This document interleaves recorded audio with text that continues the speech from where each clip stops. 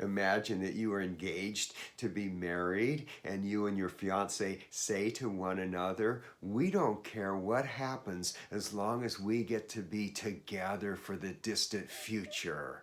And so stuff can happen in your lives and you say, I don't really care. It doesn't really throw me because I'm so looking forward to being married.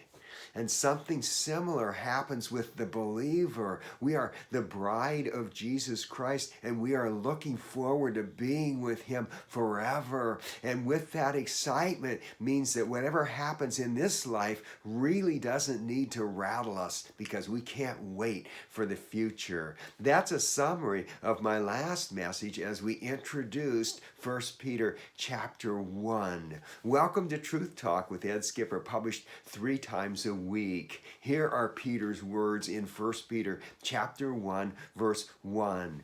Peter, an apostle of Jesus Christ, to God's elect, scattered throughout the provinces of Pontus, Galatia, Cappadocia, Asia, and Bithynia. So, who wrote this?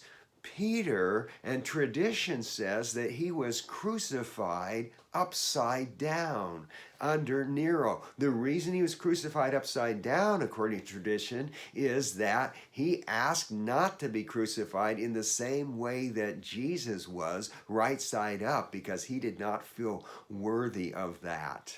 He wrote to a group that was scattered, and that word has 2 meanings. Not only does it mean separated, but it also has the idea of reproduction.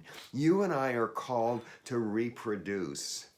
Years ago, I was at a seminar, and I was hearing a testimony from a man who was new believer in Jesus Christ in this story, in his testimony, saying that he was in the hospital as a new believer and he could not wait to tell everyone he came across about Jesus. Whatever staff and nurses were coming into contact with him, he was so excited he told them about Jesus. And as I listened to this testimony, I thought, I want to be like that. I love Jesus too. He's precious to me.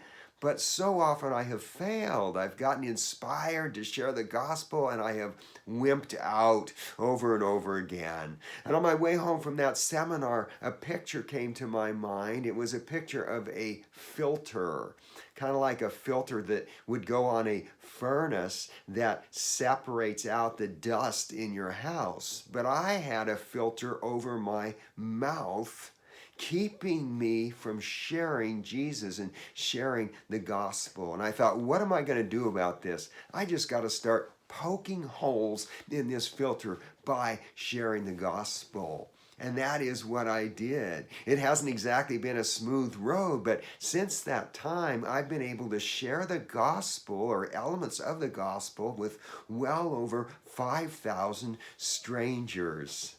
Peter calls himself an apostle of Jesus Christ. That means one sent on a mission with authority. You and I also are sent on a mission with authority, a mission to share the seed of the gospel. And so until next time, may you be a gospel seed spreader.